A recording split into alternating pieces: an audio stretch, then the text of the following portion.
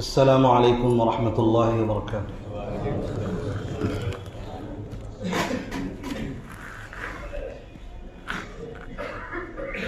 معزز حاضرین، بات شروع کرنے سے پہلے آپ حضرات سے ایک گزارش ہے، آپ حضرات مسجد کا تعاون کرتے رہیں، اللہ آپ حضرات کو بہتر بدلہ نصیب فرمائے۔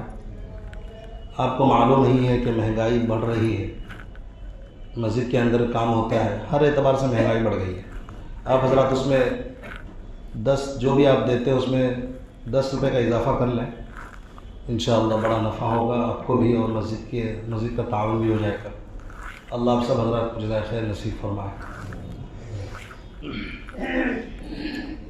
الحمد للہ نحمده ونستعینه ونستغفره ونؤمن به ونتوکل علیہ ونعوذ بالله من شرور أنفسنا ومن سيئات أعمالنا، من يهده الله فلا مضل له ومن يضلله فلا هادي له، ونشهد أن لا إله إلا الله وحده لا شريك له، ونشهد أن سيدنا ومولانا محمدا عبده ورسوله، أما بعد فأعوذ بالله من الشيطان الرجيم، بسم الله الرحمن الرحيم، يا أيها الذين آمنوا اجتنبوا كثيرا من الظن إن بعض الظن إثم ولا تجسسوا ولا يغتب بعضكم بعضا أيحب أحدكم أن يأكل لحم أخيه ميتا فكرهتموه واتقوا الله ان اللہ تواب الرحیم، صدق اللہ العظیم۔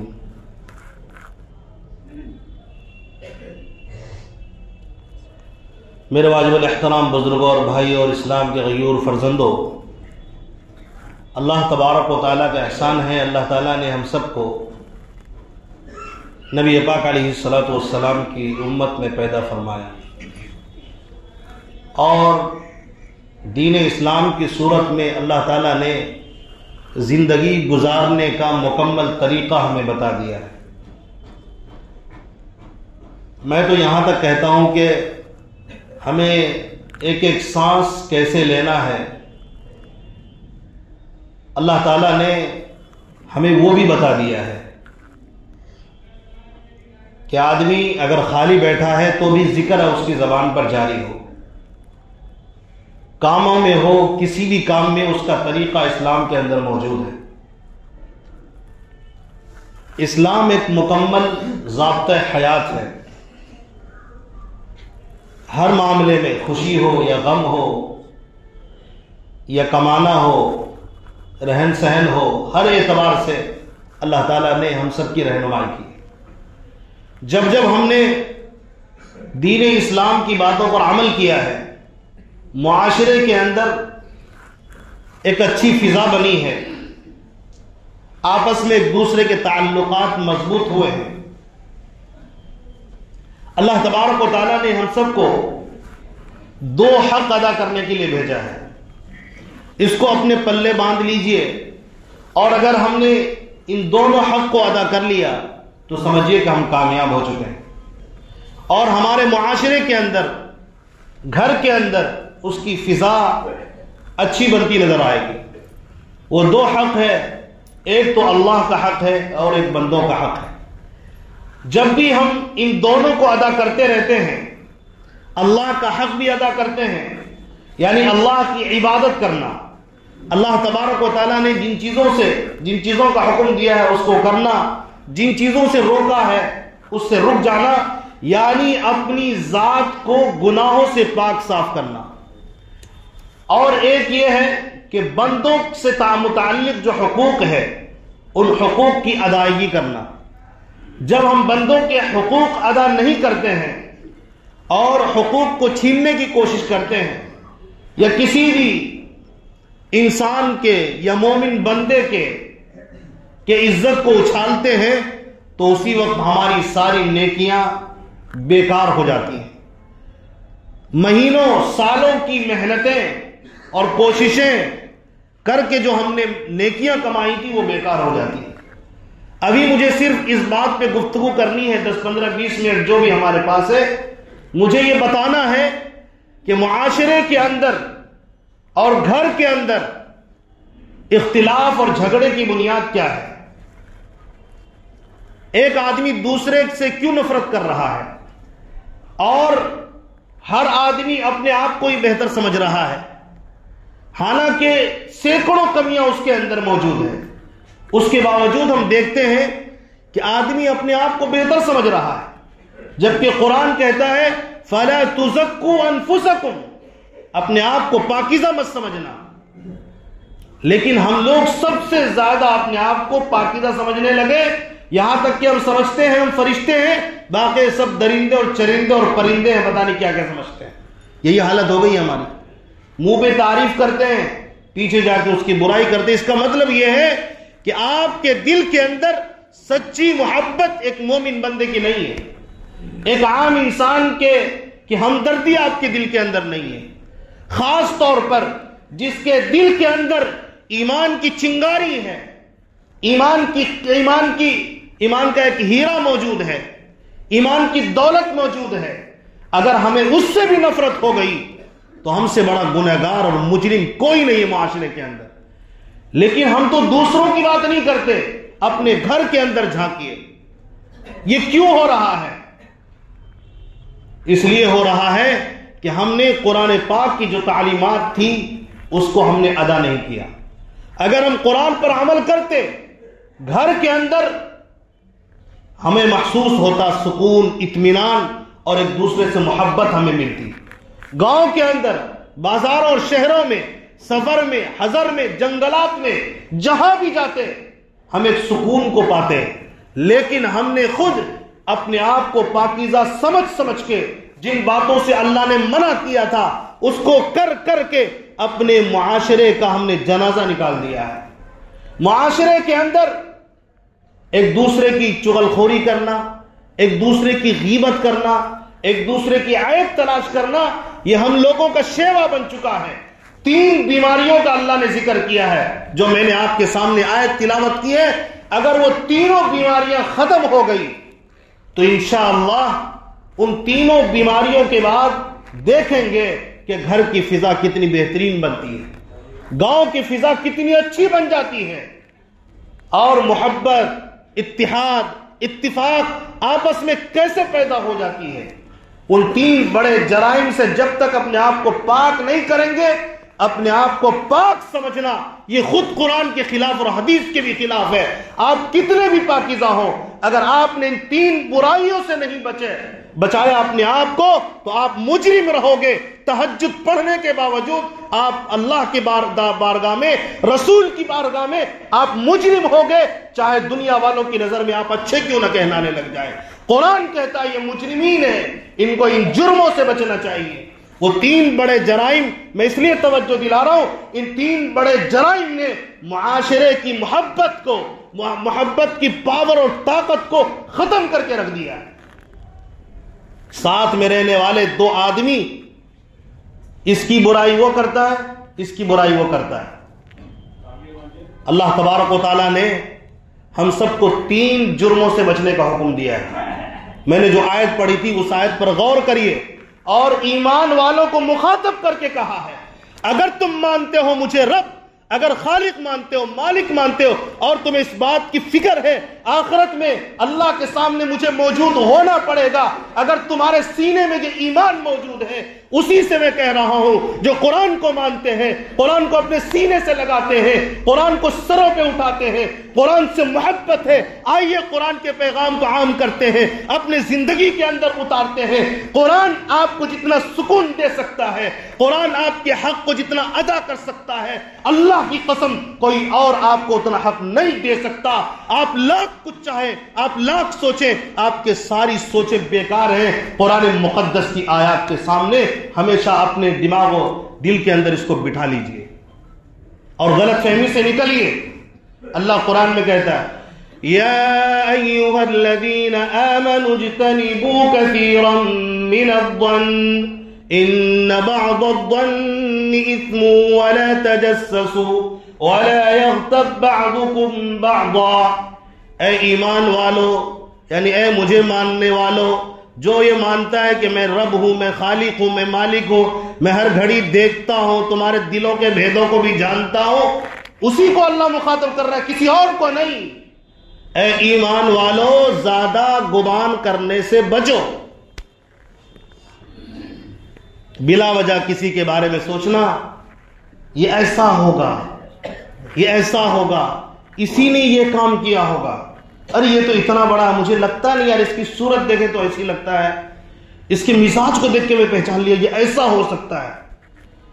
اب کوئی کانڈ ہو گیا کہیں پر، کوئی جرم ہو گیا، اب پتہ نہیں وہ کون مجرم ہے، لیکن ہم کسی پر شک کرنے لگ گئے کہ ہو سکتا ہے یہی جرم کیا ہوگا، ہو سکتا ہے اسی نے یہ کام بگاڑا ہے۔ گھر کے اندر کوئی بات پیدا ہو گئی، اب بلا وجہ اس کے اوپر شک کر رہے ہیں، اسی نے لڑایا ہوگا، اسی نے جھگڑا کیا ہوگا، اسی نے چوری کی ہوگی، اسی نے راستہ بتایا ہوگا، یہی یعنی کہ تحقیق نہیں ہے۔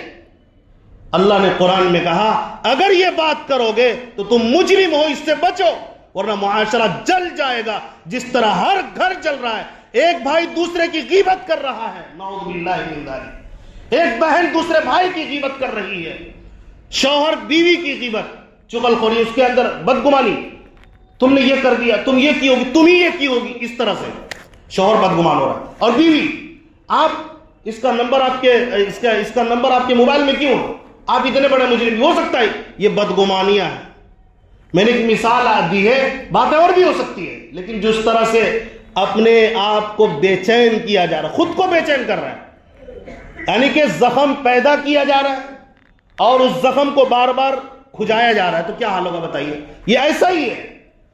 اسی لیے اللہ نے کہا یا ایھا الذین آمنوا اجتنبوا کثیرا من الظن، اتنا خوبصورت اللہ کا پیغام ہے، جو اس پیغام پر عمل کرتا ہے آپ اس کی زندگی کو دیکھیں، کتنی خوبصورت اس کی زندگی ہوتی ہے، کتنی چین کی سانس وہ لیتا ہے، کتنی سکون کی۔ ہمیں بدگمانی نہیں کرنی ہے، بدگمانی جرم ہے، یہ اللہ کا قرآن کہتا ہے۔ آپ بدگمانی سے بچنا ختم کرو، آپ کی زندگی کے اندر بہار آ جائے گی۔ بدگمانی نہیں کرنا ہے کسی کے بارے میں، جب تک تحقیق نہیں ہو آپ کو اور ہمیں کوئی حق نہیں بنتا کہ کسی کے اوپر کیچڑ اچھالنے کی کوشش کریں۔ اللہ نے اس کو منع کر دیا، اس کے دروازے کو بند کر دیا ہے۔ اگر آپ چاہتے ہو بازار کے اندر محبت پیدا ہو، گھر کے اندر محبت پیدا ہو، بھائی بہنوں میں محبت ہو، میاں بیوی محبت ہو، اگر آپ چاہتے ہو سارے لوگ مجھے چاہنے والے ہو جائیں، سب یہ طے کر لو اللہ کے اس پیغام پر ہم لوگ عمل کریں گے، کسی کی آج کے بعد سے کسی پر بدگمانی نہیں کریں گے۔ آپ اس بدگمانی سے بچو، اتنا خوبصورت پیغام کسی اور مذہب نے نہیں دیا ہوگا۔ ایمان والو سمجھو کتنا بڑا پیغام اللہ نے دیا ہے تمہیں۔ بدگمانی یہ لڑائی اور جھگڑے اختلافات کا جڑ ہے، اسی لیے اللہ نے صاف منع کیا، اگر مجھے مانتے ہو، رب مانتے ہو، خالق مانتے ہو، سجدہ کرنے کے لیے جمعے میں میرے پاس پہنچ چکے ہو، تو میں کہہ رہا ہوں میں تمہارا رب ہوں، تمہارے رگ رگ سے واقف ہوں، تمہارے دماغ میں جو باتیں چلتی ہیں میں وہ بھی جانتا ہوں، بلکہ میں نے تو آگے تم کیا کرنے والا ہو اس کو پہلے میں نے لکھ دیا ہے۔ اسی کو کہا جاتا ہے نصیب اور تقدیر۔ تقدیر پر سب کا ایمان ہے کہ نہیں بتاؤ؟ جب کوئی معاملہ پیش ہوتا ہے تو ہمیں صبر کیسے آتا ہے؟ اللہ نے کیا ہوگا، یہ اللہ کے حکم سے ہوا ہے، یہ تقدیر میں یہی لکھا ہوا تھا، نصیب میں لکھا ہوا تو مر گیا میں کیا کروں، نصیب میں لکھا ہوا تو تکلیف پہنچ گئی۔ آخر میں کہتے کہ نہیں کہتے؟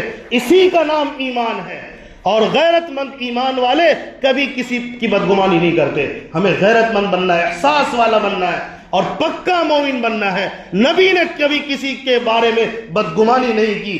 حضرت عمر فاروق رضی اللہ عنہ کے سامنے ایک شخص آیا، اور آپ کو معلوم ہے جو قاتل تھا حضرت عمر کا، اس واقعے سے آپ سمجھیں حضرت عمر فاروق رضی اللہ عنہ کو تقریباً پورا اندازہ ہو چکا تھا جو بات اس قاتل نے، اس مجرم نے حضرت عمر کو قتل سے پہلے کہی تھی۔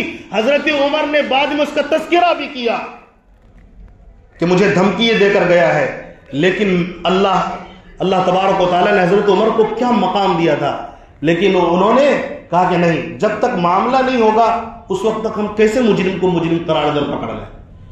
تو اس پر بدگمانی نہیں کی گئی، یعنی اسے چھوڑ دیا گیا، جبکہ اسے کہا گیا کہ تم کو چکی تیار کرنی ہے میرے لیے۔ اس نے کہا میں ایسی چکی بناؤں گا، بعض روایت میں اور بھی آتا ہے شاید خنجر کے لیے کہا تھا یا کچھ بھی، تو چکی کا زیادہ تذکرہ ملتا ہے. بولا ایسی چکی بناؤں گا جس کی شہرت مشرق اور مغرب میں ہوگی. بتائیے ایک چکی کی کیسی شہرت ہو جائے گی مشرق اور مغرب میں, پوری دنیا میں. پتہ یہ چلا وہ دھمکی دے کے جا رہا تھا کہ میں آپ کو قتل کروں گا جس کی شہرت پوری دنیا میں ہوگی. یعنی اس کے غم میں پوری دنیا تڑپ جائے گی. جب حضرت عمر گئے تو پوری دنیا تڑپی نہیں تڑپی. حضرت عمر سمجھ چکے تھے لیکن مقدمہ رجسٹرڈ نہیں کیا. ہم لوگ رجسٹرڈ کر دیتے ہیں, نہیں یہی کیا ہوگا, نہیں یہی مجرم ہے. یہ کیا ہے؟ یہ معاشرے کو ہم نے زخمی کر دیا ہے پورے طور پر اس طرح بدگمان ہو کر. آپ مکمل پہلے آرام سے سکون سے تحقیق کریں, اس کے بعد کیسے اس کو مخاطب کرنا ہے, کیسے اس کو کہنا ہے, وہ پورا ثبوت اور گواہ تیار کریں. اس کے بعد سامنے والے کے بارے میں آپ غور کریں کیا کرنا. یعنی بدگمانی کرنا. اور ایک وجہ ہے اس کی, ہم دوسروں کو برا فوراً اس لیے سمجھ جاتے ہیں کہ اپنے آپ کو اس وقت میں اچھا سمجھ رہے ہوتے ہیں کہ میں اس جرم سے پاک ہوں, میں یہ جرم نہیں کرتا. لیکن آپ غور کریں گے آپ سے کبھی نہ کبھی وہ جرم ہو چکا ہوگا. اسی لیے اللہ نے کہا یہ پہلا جرم یہ ہے کہ تم بدگمانیاں چھوڑ دو. اب آگے کیا کہا؟ اس سے بڑھ کر ایک جرم اور ہم لوگ کرتے ہیں بدگمانی کے بعد, وَلَا تَجَسَّسُوا. اللہ نے قرآن میں کہا إِنَّ بَعْضَ الظَّنِّ إِثْمٌ, یعنی کہ بعض گناہ اسم ہوتے ہیں, گناہ ہوتے ہیں, بعض بدگمانیاں گناہ ہوتے ہیں, لہذا بدگمانی کرنے سے بچو. آگے فرمایا وَلَا تَجَسَّسُوا, اور کسی کے ٹوہ میں نہ لگو. عجیب فطرت کا انسان ہے کچھ لوگ, یعنی کہ وہ فطرت وہ معاشرے کے اندر سب سے الگ ہی ہے. یہ کچھ ہی لوگ ہوتے ہیں, زیادہ لوگ نہیں ہوتے. کون کیا کر رہا ہے, کس کے اندر کون سی برائی ہے, ڈھونڈنا شروع کرتا ہے. تم نے یہ نہیں کیا, تم نے وہ نہیں کیا, یہ تمہیں یہ کرنا چاہیے تھا, تم ایسے تھے اس لیے ایسا ہو گیا. یعنی کہ اس طرح سے یعنی ٹوہ میں لگ جانا اور تجسس کرنا, جاسوسی کرنا, یہ جرم عظیم ہے. اللہ نے کہا جاسوسی بند کرو. اگر چاہتے ہو معاشرہ پاکیزہ ہو, اب جو ہے گھر کے اندر بھی چل رہا ہے یہ سب سسٹم. دیکھیں آپ غور کریں, رشتہ داری میں ایک دوسرے کے ٹوہ میں لگا ہوا ہے.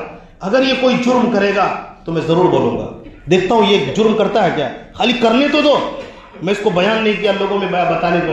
اب کی بار جو ہے یہ نہیں سوچ رہا ہے کہ میں اس جرم کو کرنے سے پہلے اس کو روک دوں کہ عیب دار اپنے آپ کو مت بناؤ, یہ غلط ہے. نہیں, یہ کرے گا, اس کے انتظار میں رہتا ہے. یہ کسی طرح یہ کر لے یہ جرم, میں فوراً اس کو کہہ دوں گا یہ بڑا مجرم ہے. کیا ہے یہ بھائی, تم کس قسم کے لوگ ہو بھائی؟ تم مومن ہو, مسلمان ہو تم. اسلام کا, قرآن کا کیا ہم نے بنا رکھا ہے بتائیے؟ یہ قرآن کے ساتھ, اسلامی تعلیمات کے ساتھ اپنے ایمان پر دھبا لگانے کا کام کر رہے ہیں اور کچھ نہیں کر رہے ہیں. اپنے ایمانی جو قیمتی دولت ہے اس کو, چمکتے ہوئے دولت کو ہم سیاہ کر رہے ہیں اور کچھ نہیں کر رہے ہیں. یہ سب حرکتیں کرتے ہیں کہ اس سے یہ جرم ہونے تو دو, اس کے بعد میں اس کو بتا دوں گا. یعنی اسی انتظار میں رہتے کہ وہ مجرم بن جائے, ہے نا. یا اگر کسی میں عیب آپ نے دیکھا نہیں بھی ہے تو کوشش کرنا, ولا جاسوسی کرنا کہ اس کے اندر یہ عیب ہو سکتا ہے. اب کسی نے آپ کو کوئی بات کہی, اس کا جواب ہم ریپلائی کیسے دیتے ہیں؟ تیرے اندر بھی تو یہ ہے, تیرے اندر بھی تو یہ ہے. ارے بھائی کیا ہے, ابے اس کے اندر ہے, یعنی آپ کو کہا جا رہا آپ کے اندر ہے, وہ پہلے تو صحیح کر لیجئے. اور بعض گناہ تو ایسے ہیں جو اس کو نہیں کر رہے ہوتے لیکن ہم لوگ نکالتے ہیں زبردستی. وہ کہتا بھائی میں ایسا نہیں ہوں, کہتا نہیں آپ ہیں کیونکہ آپ نے مجھے جو کہہ دیا. اس نے کیوں کہا کہ وہ جرم کر رہا تھا, اب اس نے ٹوکا تو اب اس نے جواب ریپلائی اسٹارٹ کر دیا. اس نے ایک بات کے لیے ٹوکا ہے کہ یہ کام مت کرو, غلط ہے. اب یہ 2 4 5 باتیں پہلی کی اٹھائے گا. کہاں کی, تم بھی تو اس کسی زمانے میں یہ کیے تھے بھائی, تم کبھی سدھر جاؤ گے, کبھی نہیں سدھرو گے. اس طرح کے مزاج والے کو کوئی نہیں سدھار سکتا اللہ کے علاوہ. اللہ کا فضل نہیں ہوگا تو نہیں سدھر سکتا یہ بندہ کہ اپنی محنت سے سدھر جائے. جس نے طے کر رکھا ہے کہ مجھے کوئی ٹوکے گا تو مجھے ماننا ہی نہیں ہے, تو بتائیے. اور ہم لوگ جب یہ سب حرکتیں کرتے ہیں تو بعض مرتبہ گناہ کے لیے عذر بیان کرتے ہیں. اسی لیے کہا جاتا ہے کہ گناہ کا عذر کرنا یہ گناہ سے بھی بدتر ہے. عذر گناہ بدتر از گناہ. گناہ ہو گیا ایکسپٹ کر لیجئے نا بھائی, گناہ ہو گیا, غلطی ہو گئی, ایکسپٹ کریے. آپ ایکسپٹ نہیں کریں گے اور الٹا اس کے اوپر الزام دے رہے ہیں تو یہ تو عیب نکال لے. کسی میں آپ نے عیب دیکھا اس کے پاس جا کے کہہ دے اس کو ٹھیک کر لیجئے. آپ کے اندر یہ عادت صحیح نہیں لگ رہی ہے, آپ کے کپڑے پر یہ دھبا لگا ہوا ہے, آپ کے آپ میں یہ عیب موجود ہے، اس کو آپ صحیح کر لیجئے. آپ بول سکتے ہیں نا. اگر آپ نے دوسروں کو کہا یا اسی کو آپ نے اس انداز سے کہا، عیب نکالا جس سے لگ رہا ہو کہ آپ غصے میں ہیں، تو وہ کیسے عیب کو ٹھیک کرے گا؟ اسی لیے اللہ نے کہا وَلَا تَجَسَّسُوا، یہ عیب جوئی مت کرو. اسی کو قرآن نے بھی کہا وَيْلٌ لِكُلِّ هُمَزَةٍ لُمَزَةٍ. یہاں پر اللہ نے کہا خرابی ہے جو عیب جوئی کرتے ہیں، عیب جوئی کا کام کرتے ہیں، اس کے لیے ویل ہے. ویل کے بارے میں آتا ہے جہنم میں دہتی ہوئی وادی ہے. یہ ایسے عیب جو کے لیے، عیب ڈھونڈنے والوں کے لیے یہ اس کو سزا ملے گی. جہنم کی سب سے زیادہ دہتی ہوئی آگ میں اس کو جانا پڑے گا. اس کے لیے بربادی آ چکی ہے، قرآن کہہ رہا ہے. اس لیے عیب جوئی سے ہمیں بچنا ہے. اسی طرح غیبت، آگے اللہ نے کہا وَلَا يَغْتَبْ بَعْضُكُمْ بَعْضًا. یہ تیسرا جرم ہے.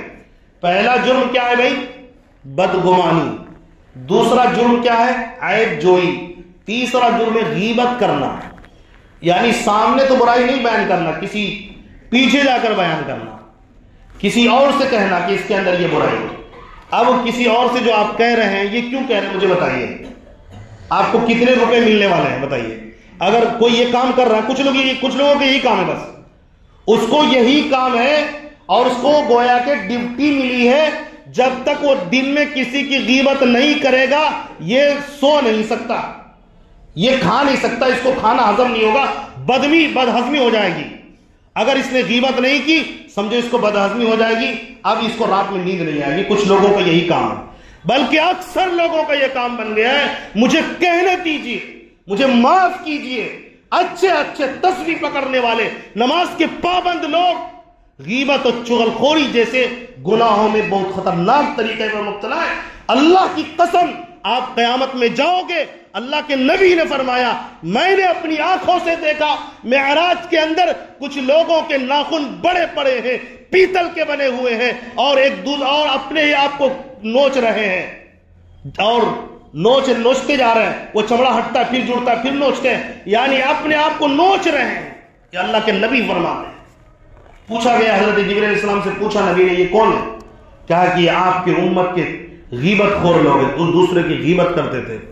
آج یہ اپنے جسموں کو نوچنے پر مجبور ہے. یعنی ایسی بیماری اللہ پیدا کرے گا جہنم کے اندر، اپنے آپ کو نوچے گا. اس وقت میں کوئی نہیں آپ کو بچانے کے لیے آئے گا، نہ غیبت سننے والا بچانے آئے گا، نہ خود اپنا بچاؤ کر سکو گے. یہاں تو اگر کچھ ہو جائے کوئی ٹوکے گا تو دوسرا جواب دے گا، جہنم میں کوئی کسی کا جواب نہیں دے گا. یاد رکھیے گا اللہ نے قرآن میں آگے خود کہا وَلَا يَغْتَبْ بَعْضُكُمْ بَعْضًا. یہ قرآن کا حکم ہے. تمہیں کتنا ہی اچھا لگے اور تمہیں کتنا ہی غیبت کرنے میں مزہ آئے، لیکن قرآن کہتا ہے یہ مجرموں سدھر جاؤ. اگر تم ایمان والے ہو تو یاد رکھنا یہ اتنا بڑا جرم ہے. میں تم سے سوال کرتا ہوں، قرآن کہتا ہے أَيُحِبُّ أَحَدُكُمْ أَن يَأْكُلَ لَحْمَ أَخِيهِ مَيْتًا فَكَرِهْتُمُوهُ. کیا تم میں سے کوئی شخص یہ چاہتا ہے کہ مردار بھائی کا گوشت کھائے؟ ایک تو مردار، اوپر سے انسان، اور مردار کا مرے ہوئے انسان کا گوشت کھانا کوئی پسند کرے گا؟ اور اس میں بھی اللہ قرآن میں کہتا ہے اپنے بھائی کا گوشت. بھائی مر گیا ہے، کوئی بھائی مر گیا ہے تو اس کو نوچ کے کوئی کھائے گا؟ کھاؤ گے؟ غیبت کرنے والے بتائیں. تو آپ اتنے بڑے جرم کر رہے ہو، آپ غیبت کرتے ہو، تو یاد رکھیے اگر آپ نے کسی کے پیٹھ پیچھے اس کی برائی کی، گویا آپ اپنے مرے ہوئے بھائی کے گوشت کو ہاتھوں سے نکال کر کھا رہے ہو. بتاؤ یہ پسند کرو گے؟ کتنے بدبودار ہو تم اور کتنے بڑے درندے ہو. اپنے بھائی کے گوشت کو کھانے والا عمل کی سزا تمہیں مل رہی ہے. یہ تو قرآن کہتا ہے نا انکار کرو گے فوراً کافر ہو جاؤ گے، مجرم بن جاؤ گے، سیدھا جہنم کا ایندھن بن جاؤ گے. انکار کر کے کرو گے کیا تم؟ میں نے اسی لیے سوال کیا، بتاؤ یہ تینوں جرائم کیوں کرتے ہیں ہم نے کیوں اجاڑا اپنے گھر کو، ہم نے کیوں اجاڑا معاشرے کو؟ یہ بدگمانی اور اسی طرح غیبت، عیب جوئی، یہ تینوں بڑے بڑے جرائم سے ہم نے معاشرے کو تباہ کیا. 1 روپیہ ملا ہو تو بتاؤ مومنو، بتاؤ 1 روپیہ ملا تمہیں؟ ملنا ہے تو مجھے ہی بتاؤ نا. مجھے بھی اگر یہی کرنا ہے تو روزانہ 100 روپے کریں گے، 100 کو آدمی کا غیبت کریں گے، 100 کو بدگمانی کریں گے، 100 کو عیب جوئی، مجھے 300 روپے مل جائیں گے روزانہ. ہے نہیں؟ گھر میں بیٹھے بیٹھے یہی کام ہے کرنا ہے، کہیں نہیں جانا ہے، گھر میں بیٹھنا ہے. یہ تینوں کام ہم نے ٹھیکہ لے لینا، بازار میں نکلنا ہے، یہی کام کرتے رہنا ہے، اور یہ کام کر رہے ہیں. بتاؤ مل رہا ہوگا 300 روپیہ تو میں بھی شروع کر دوں. چلو کم سے کم دنیا کا تو فائدہ ہوگا. میرے بھائی، نہ دین کا فائدہ نہ دنیا کا فائدہ، پھر ان تینوں جرائم کے پیچھے پڑے ہو. اور مجھے معاف کیجئے گا، مسجد کو بھی نہیں چھوڑا ان بدماشوں نے، مسجد کو بھی نہیں چھوڑا. اللہ کے گھر کو بھی جو پاکیزہ گھر تھا، یہاں بیٹھ کر بدگمانی، یہاں بیٹھ کر چغل خوری، یہاں بیٹھ کر آپ جائب جوئی، مسجد کے ماحول کو ان ناپاکوں نے گندا کر دیا ہے. آپ دیکھیں مسجد کے اندر فلاں یہ تو کیسے نماز نہیں، اس کو نماز پڑھنے نہیں آتا، یہ تو کوئی کیسا آدمی ہے یار، یہ اس طرح کی بات ہے. مسجد کے اندر بیٹھ کر تم دوسرے کو کہہ رہے نماز پڑھنے نہیں آتا، اس کو جا کے کہو. جس نے نماز اچھے سے نہیں پڑھی اس کو کہو بھائی تم نے وضو ٹھیک سے نہیں کیا، نماز اس طرح پڑھنی چاہیے، اس طرح پڑھو، وضو یوں کرو. مسجد کے اندر بیٹھ کر باہر اس نے کچھ جرم کیا ہوگا. یہ دیکھ رہو، یہ جو آدمی جا رہا ہے نا، اس کو کم مت سمجھنا، مطلب مجھے بہت اونچا سمجھو ہر اعتبار سے. اس کو کم مت، یعنی کہ مجرم ہونے کے اعتبار بہت بڑا مجرم ہے، یہ ایسا ہے ویسا ہے. یہ مسجد، میں اپنی مسجد کی بات نہیں کر رہا ہوں، یہ مساجد کے اندر یہ جرائم علل اعلان جاری ہے. بتائیے، یہ خباثت تو باہر بھی بڑی خباثت تھی، مسجد کے اندر لاؤ گے، پھر چاہو گے معاشرے میں چین آ جائے، سکون آ جائے، کیسے آئے گا؟ اللہ نے تو عذاب کا وعدہ کیا ہے. ایسے لوگوں کے لیے عذاب ہوگا، سزا ہوگی، اختلاف ہوگا، منحوسیت طاری ہوگی. معاشرے کو ہم بدل نہیں سکتے. ان تینوں جرائم سے کو بند کرنے کا وعدہ کر کے اٹھیں. آپ نے نماز پڑھی تو بھی آپ پکڑے جاؤ گے قیامت کے دن. اگر یہ تینوں جرائم آپ کے پاس ہوں تو کیوں اس گھاٹے کا سودا کیوں کرنا ہے؟ جہاں گناہ ہو، جرم ہو، 1 روپیہ بھی نہیں مل رہا، کیوں کر رہے ہیں؟ کیوں اپنے آپ کو برباد کر رہے ہیں؟ کوئی کسی کی غیبت نہ کرے، کوئی کسی پر بدگمانی نہ کرے، کوئی کسی کے عیب جوئی نہیں کرے. بتائیے تینوں جرموں سے بچیں گے انشاءاللہ؟ کون بچ رہا ہے؟ نہیں بچ رہا ہے. آپ اللہ کے گھر میں وعدہ کر کے اٹھو، اپنی زبان کو آج سے میں سیل لیتا ہوں، یہ تینوں جرائم کوئی اور کرے گا، میں اپنے آپ کو ان جرائم کے اندر مبتلا نہیں کروں گا انشاءاللہ. کوئی کرے گا اس کو کہو بھائی موضوع بدل لیجئے پلیز، یہ قرآن کا حکم ہے، موضوع بدل لیجئے. اس کو برا لگے گا تو آپ کہیے آپ کو برا لگ رہا ہے، کیسے آدمی بھائی، قرآن کی بات بھی آپ نہیں مانتے. آپ قرآن کا واسطہ دے دو، اللہ کے لیے قرآن کا واسطہ ہے، قرآن نے منع کیا بدگمانی نہ کرو. آپ کو تحقیق ہے، پھر کیوں بول رہے ہیں؟ آپ توبہ کیجیے. غیبت کرتے ہیں، بعض چیزیں ملا کے بیان کرتے ہیں جو غیبت نہیں بلکہ بہتان ہوتا ہے، اور اس سے بڑی بڑا جرم. اسی لیے ان تینوں جرائم سے، اور یہ اس جرائم کے اندر نہ بھائی دین کا فائدہ نہ دنیا کا. ایک طرح سے کہتے ہیں سود بہت بڑا جرم ہے. آدمی کو دنیا کا فائدہ ہو رہا ہے، وہ کر رہا ہے تو سمجھ میں آتا ہے کہ چلو دنیا کے لیے کر رہا ہے، ہلاکت و بربادی اس کے سامنے نہیں ہے، آخرت میں برباد ہوگا، وہ یہ سوچ رہا ہے. لیکن یہاں تو دنیا کا بھی نقصان ہے کہ آپ کا گھر اجڑ رہا ہے، آپ کا بھائی آپ سے دور ہو رہا ہے، مومن سے رشتہ آپس میں کمزور ہے. یہ نقصان ہو رہا ہے نا، اس نقصان کو کیوں کر رہے ہیں؟ فائدہ کچھ نہیں، صرف نقصان ہے. اللہ تعالی ہم تمام کو ان تینوں جرائم سے مکمل طور پر بچنے کی توفیق نصیب فرمائے. اللہ تقوی والی زندگی عطا فرمائے، سکون اور عافیت والی زندگی نصیب فرمائے. آپس میں پیار اور محبتیں اور اتحاد و اتفاق پیدا فرمائے. ہم ایک دوسرے کی خوبیوں کو دیکھنے والے بن جائیں. برائی چھوڑ دیجئے، خوبی کوئی چیز، ہر آدمی میں خوبی ہوتا ہے نا، خوبی دیکھیں بس. اللہ تعالی ہمیں عمل کی توفیق عطا فرمائے. جو حضرات باہر ہیں وہ اوپر چلے جائیں، نیچے جگہ خالی